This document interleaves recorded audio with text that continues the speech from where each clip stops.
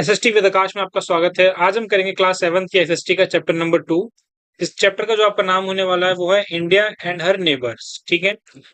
ये चैप्टर का पार्ट 1 हम कर चुके हैं। ये चैप्टर का पार्ट 2 होने वाला है। अगर बुक की बात करें तो आपके एसएसटी के अंदर दो बुक हैं। ठीक है, पार्ट 1 पार्ट 2। तो हम क्या कर रहे हैं, जो आपकी पार्ट 2 वाली बुक है ना, पार्ट 2 का चैप्टर नंबर 2 यहाँ पे करा जा रहा है। ठीक है। पार्ट 1 के अंदर हमने इसका जो फर्स्ट टॉपिक है उसको फिनिश कर दिया था। तो देख लेते हैं वो क्या टॉपिक था। द फ्रेमिंग द नेबरहुड, ये वाला टॉपिक हम पार्ट 1 के अंदर पढ़ चुके हैं। जिस भी बच्चे ने पार्ट 1 ना देखा हो, उसका लिंक आपको डिस्क्रिप्शन बॉक्स में मिल जाएगा, आप वहां पे जाके उसे चेक कर सकते हैं। ठीक है। इससे जो नेक्स्ट टॉपिक होगा आज हम उसको इस वीडियो में कवर करेंगे।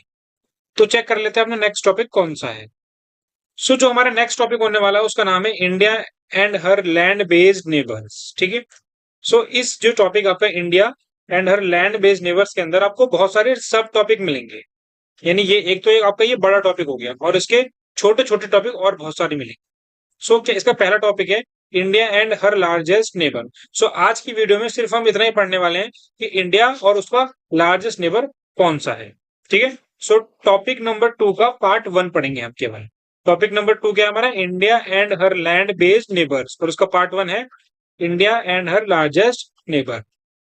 ठीक है। क्यों मैं इसके आगे भी दो और पार्ट है, जैसे India and Pakistan, India and China, India and Bangladesh, वो सब मैं आपको इस वीडियो में नहीं पढ़ाऊंगा। केवल इसमें हम इंडिया और उसका जो लार्जेस्ट नेबर है उसके बारे में हम पढ़ेंगे। क्योंकि अगर मैं उन सबको इस पार्ट में इंक्लूड करता हूं तो वीडियो बहुत बड़ी हो जाएगी और समझने में दिक्कत होगी। जो बच्चे इस चैनल पे नए हैं, मैं उनकी जानकारी के लिए बता दूं, हम क्या करते हैं, जैसे आपके ये जो बुक है, बुक के अंदर ये टॉपिक दे रखा है India and her largest neighbour. Same content जो है आपका जहां पे ये लिखा हुआ है, उसी के हमने क्या कर रखे हैं, नोट्स बना रखे हैं। ठीक है।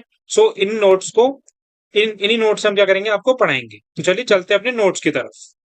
टॉपिक का नाम India and her largest neighbour.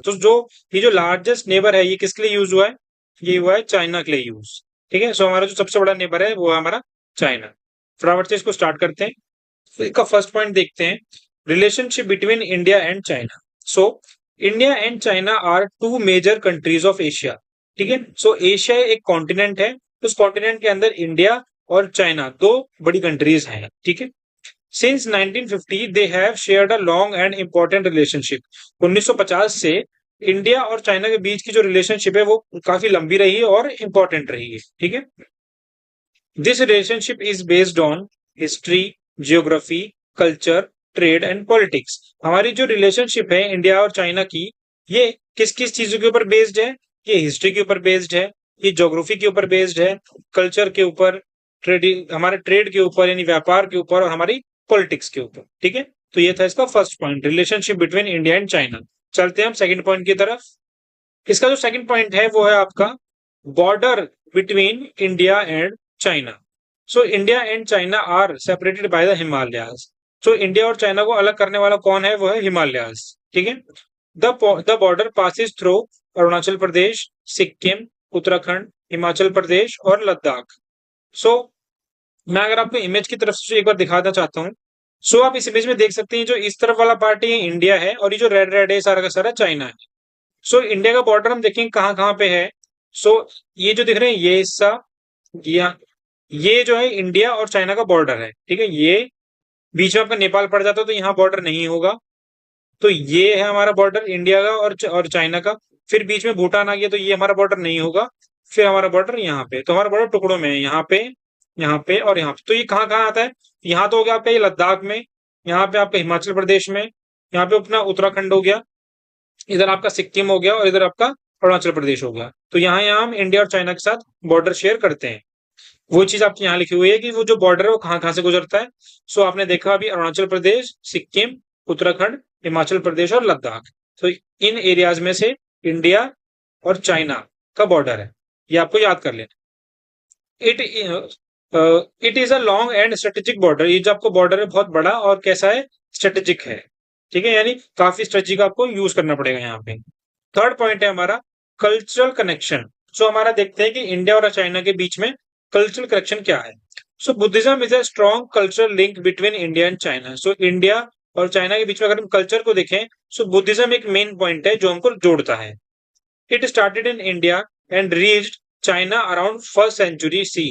सो जो बुद्धिज्म है उसकी जो शुरुआत है वो इंडिया के अंदर हुई, ठीक है, लेकिन वो चाइना में कब पहुंचा? वो फर्स्ट सेंचुरी में चाइना में पहुंचा इंडिया से, ठीक है। लेकिन जब जो आपका बुद्धिज्म है वो इंडिया में स्टार्ट हुआ और फिर बाद में चाइना में चला गया, तो कैसे गया वो भी देखेंगे हम। So it spread through trade route and pilgrims journeys, तो व्यापार, सो व्यापार के जरिए यानी ट्रेड के जरिए, और जो पिलग्रिम्स होते हैं यानी जो साधु वगैरह होते हैं ना, इनके जरिए ये कहाँ गया? इंडिया से चाइना चला गया। फोर्थ पॉइंट देखेंगे, exchange of Monks and knowledge. अब हम देखेंगे कि इंडिया और चाइना के बीच में जो नॉलेज का एक्सचेंज हुआ है और मॉन्क्स यानी साधुओं का एक्सचेंज हुआ उसके बारे में हम देखते हैं। Chinese monks who came to India, इसके अंदर वो मॉन्क हैं यानी वो साधु हैं जो इंडिया के अंदर आए। कहाँ से आए? चाइना से आए। सो आपको पढ़ने में थोड़ी दिक्कत होगी लेकिन आप स्पेलिंग याद कर सकते हैं पेपर के लिए। सो पहला नाम है आपका फाहियान और दूसरा नाम है हुइनसा। तो ये दो जने थे जो आपका चाइना से इंडिया में आए। क्यों आए थे उसको भी देखेंगे। They come to study Buddhism, visit famous learning centre. So Buddhism के बारे में जानने के लिए, उसके बारे में पढ़ने के लिए, उसके बारे में सीखने के लिए यहाँ पे आए। और हमारे यहाँ पे जो फेमस लर्निंग सेंटर्स थे यानी जो बड़े बड़े गुरुकुल थे उसके लिए यहाँ पे ये लोग आए। अब नेक्स्ट पॉइंट में हमारा Indian monk who went to China. हम वो मॉन्क देखेंगे दो जो कहाँ गए? इंडिया से चाइना गए। सो कौन है? बोधि धर्मा, धर्मकेशमा और कुमार जीवा। सो ये तीनों की तीनों जो मॉन्क्स हैं वो इंडिया से चाइना गए थे। They spread Buddhist teaching and Indian knowledge. जब ये बोधि धर्मा, धर्मकेशमा और कुमार जीवा जब ये आपका इंडिया से चाइना गए तो वहां जाके उन्होंने क्या किया? ये बुद्धिज्म को बढ़ावा दिया यानी लोगों को बुद्धिज्म के बारे में बताया, बुद्धिज्म की टीचिंग दी, ठीक है। और जो इंडिया से नॉलेज लेके गए थे वो चाइना के साथ शेयर करी, चाइना के लोगों को बांटी। So this created strong spiritual and intellectual ties. तो इसकी वजह से इंडिया और चाइना के बीच का जो संबंध है, रिलेशनशिप है, और गाढ़ी हो गई यानी और अच्छी हो गई। फिफ्थ पॉइंट आपका ancient trade and cultural links, ठीक है। सो ट्रेड की वजह से कैसे हमारे कल्चरल लिंक जुड़े हम उसको पढ़ते हैं। In the 13th century Indian merchant went to China. 13वीं सेंचुरी में यानी 13th सेंचुरी में क्या हुआ कि जो इंडिया से कुछ व्यापारी लोग थे वो कहाँ गए? चाइना गए। They built temples in the port city of Quanzhou. So एक पोर्ट सिटी है यानी पोर्ट सिटी समझते हैं ना, पोर्ट आप कौन सा होता है जहां पे जहाज जाके रुकता है। सो पोर्ट सिटी है, उसका नाम है क्वांजो। वहां पे जाकर उन्होंने क्या किया? एक टेम्पल बनाया। टेम्पल का नाम भी हमें दे रखा है in the Kaiyuan temple carving of Vishnu Shiva. So आपका जो टेम्पल है चाइना में, हमें वहां पे क्या मिलता है? विष्णु और शिव की मूर्तियां, ठीक है, उनके जो दीवारों पे बने हुए निशान, ये सब चीजें हमें देखने को मिलती हैं। स्टोरीज फ्रॉम रामायण और पुराण, और ये कहाँ से ली गई है? रामायण और पुराण से। तो ये दिखाता है कि जो इंडिया से कुछ लोग जब व्यापार करने के लिए चाइना गए तो वहां पे जाके उन्होंने क्या किया? टेम्पल बनवाया, ठीक है।